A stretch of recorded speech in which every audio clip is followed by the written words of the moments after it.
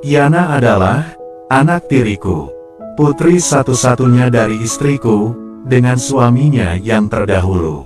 Saat ini, Yana sudah berusia 21 tahun. Ia sungguh sangat identik sekali dengan ibunya, dengan pembawaannya yang ramah pada setiap orang. Wajah dan posturnya juga sangat sama mirip dengan ibunya, yang tak lain adalah Sarah, yang kini menjadi istriku. Aku menikahi istriku Sarah ketika dia sudah menjanda. Kini dia berusia 43 tahun. Aku dan Sarah sebenarnya sudah cukup lama kenal, ketika kami sama-sama masih SMA.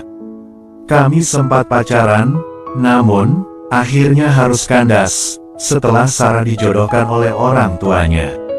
Setelah tamat sekolah, akhirnya Sarah menikah dengan pilihan orang tuanya, sementara aku tetap dalam kesendirianku karena masih tak bisa melupakannya. Namun, seiring berjalannya waktu, Sarah akhirnya berpisah dengan suaminya setelah dikaruniai satu anak karena suaminya ketahuan selingkuh. Memang benar pepatah mengatakan, jika jodoh takkan kemana. Aku dan Sarah kemudian dipertemukan kembali saat ia baru saja diterima di kantor tempatku bekerja. Kami kembali menjalin asmara, hingga akhirnya memutuskan menikah dan membina rumah tangga bersama. Selama kurang lebih 3 tahun membina rumah tangga, kami tinggal di kontrakan, sampai aku merasa mampu untuk membeli rumah sendiri, dengan uang yang ditabung dari hasil gajiku. Akhirnya, aku mampu membeli sebuah rumah di kompleks di tepi jalan. Sementara Yana sendiri, awalnya dia ikut bersama ayahnya. Aku juga kenal baik dengan ayahnya, yang merupakan mantan suami istriku. Kami memang menjalin pertemanan, dan tak memutus komunikasi, walaupun aku tahu, jika dia pernah menjadi suami dari istriku. Saat itu, Adi, ayah Yana, mengalami permasalahan dengan pekerjaannya. Perusahaan tempatnya bekerja, mengalami kebangkrutan, dan hampir seluruh aset yang ada di perusahaannya dijual untuk membayar gaji pegawai. Masalah tersebut berakibat pada pekerjaannya, dan itu berdampak pada Yana. Waktu itu, ia masih berkuliah, namun tak dapat melanjutkan pendidikannya, karena Adu tak punya uang lagi untuk membiayainya lagi. Adi sempat meminjam uang pada istriku. Namun, baik aku maupun istriku, tak ada tabungan saat itu. Tabunganku sudah digunakan untuk membeli rumah yang saat ini ku tempati. Sebagai gantinya, aku menyarankan agar Yana ikut bersama kami. Karena memang, dulu, ketika Adi dan Sarah cerai, Adi mendapatkan hak asuhnya terhadap Yana. Dan selama ini, Yana menjadi tanggungannya Adi, ayahnya. Dan kami juga berjanji, akan membiayai kuliahnya hingga selesai nanti.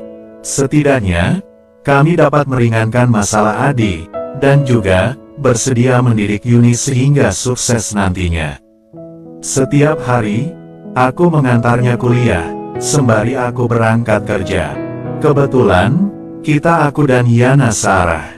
Sepanjang perjalanan, kami selalu mengobrol, dan berbasa-basi, hingga lama-kelamaan, rasa canggung antara kami mulai menghilang, dan kami semakin akrab.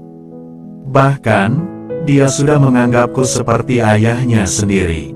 Tak jarang, dia juga curhat tentang permasalahan yang dihadapinya, baik masalah kuliah, maupun masalah asmaranya.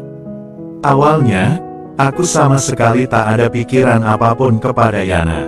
Namun, seiring berjalannya waktu, dan keakraban kami yang terjalin, rasa kagum di benakku mulai hadir. Memang tak sepantasnya aku memiliki pikiran seperti itu, sebab aku sadar, jika dia adalah anak tiriku. Namun, sebagai manusia biasa, pastilah tak lepas dari kesalahan, dan demikianlah yang kualami saat itu. Semua bermula ketika aku sedang mendapat jadwal kerja yang padat, saat menjelang akhir bulan. Pekerjaan yang terlalu banyak, tak bisa kuselesaikan di kantor. Aku membawanya pulang, dan berniat untuk menyelesaikannya di rumah. Setibanya di rumah, aku membawa setumpuk berkas yang harus diselesaikan saat itu juga. Sebetulnya, itu bukan kerjaanku, semua itu adalah kerjaan manajer. Namun, karena pimpinan perusahaan melimpahkan padaku, akhirnya akulah yang harus menyelesaikan semua itu. Banyak banget berkasnya mas, ucap Sarah, istriku, saat aku sampai di rumah. Iya nih, ini sebenarnya kerjaan manajer, tapi Pak Dirut nyuruh aku nyelesain semua ini. Kayaknya, aku akan ada tugas keluar kota nih, ucapku. Berapa hari mas keluar kotanya? Tanya Sarah. Belum tahu sih, tapi mudah-mudahan aja nggak jadi, sahutku pada Sarah. Malam itu aku lembur, dengan mengerjakan semua tugas kantor. Keesokan harinya, sesampainya di kantor, aku serahkan semua berkas kepada pimpinanku, dan siangnya beliau menelponku, lalu memintaku untuk menemuinya. Aku menemui beliau di rumah. Ternyata, aku ditugaskan untuk keluar kota, di tempat cabang perusahaan aku bekerja. Karena cabangnya baru buka, dan masih memerlukan bantuanku untuk merampungkan persoalan di sana. Sesampainya di rumah, aku kabarkan penugasan itu kepada istriku. Istriku malah gembira mendengarnya, selain karena bonus yang kuterima, ia juga berpesan agar membawakan oleh-oleh sepulangnya dari penugasan tersebut. Singkat cerita, keesokan harinya, aku diantar ke stasiun kereta api oleh istriku, beserta anak tiriku, Yana. Selama perjalanan menuju stasiun, aku berpesan kepada mereka untuk jaga diri selama aku tak di rumah. Setibanya di stasiun kereta, aku segera berangkat, dan mereka pun kembali ke rumah. Setelah 2 hari di sana, aku mencoba menelpon istriku, untuk sekedar menanyakan kabar, dan keadaan di rumah. Akhirnya, setelah seminggu sana, tepat di akhir pekan, aku pulang, tanpa memberitahu sebelumnya kepada istriku. Perjalanan dari kota Surabaya, Jumat sore dengan menggunakan bis. Bis yang membawaku sampai pukul 10 petang. Dan melanjutkan perjalanan menuju rumah dengan menggunakan taksi online. Hanya 1 jam perjalanan dari terminal ke rumahku. Saat tiba di komplek perumahan kami, suasana nampak sepi, dan sepertinya, listrik sedang padam. Sebelumnya, aku memang membawa kunci cadangan.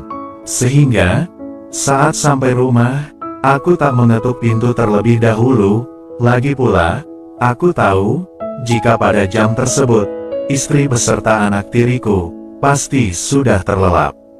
Setelah membuka pintu, aku segera menuju kamar. Suasana saat itu cukup gelap, namun samar-samar aku masih bisa melihat istriku terlelap. Aku sengaja tak memanggilnya, berniat memberikan kejutan kepada Sarah, istriku. Kerinduan akan momen bersama istriku, memang sudah terbayangkan saat dalam perjalanan pulang tadi. Dan malam ini, aku ingin menghabiskan waktu untuk menunaikan kewajibanku.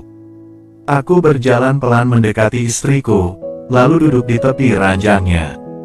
Berada sedekat itu, membuatku sulit untuk mengendalikan pikiranku, apalagi sudah seminggu aku tak mendapatkan hak dari istriku, sehingga saat itu sambil terburu-buru. Aduh Pak, terdengar ucapannya. Aku buru-buru beranjak sambil merapikan lagi diriku. Tolong maafkan Bapak, Bapak kira tadi ibumu, ucapku terbata, dengan bibir bergetar. Namun, ia justru tersenyum, bahkan tak menunjukkan kemarahannya. Pak, apa yang Bapak mulai, harus Bapak selesaikan sampai akhir ya, ucapnya tersenyum. Aku pun terheran, dan tak bisa berkata apa-apa, karena sudah dikuasai oleh perasaan yang sudah di ujung tanduk, karena sudah seminggu tak kudapatkan, akhirnya aku menurutinya. Akhirnya, terjadilah hal yang seharusnya tak kukerjakan saat itu. Namun, setelah semuanya berlalu, aku langsung buru-buru pergi keluar.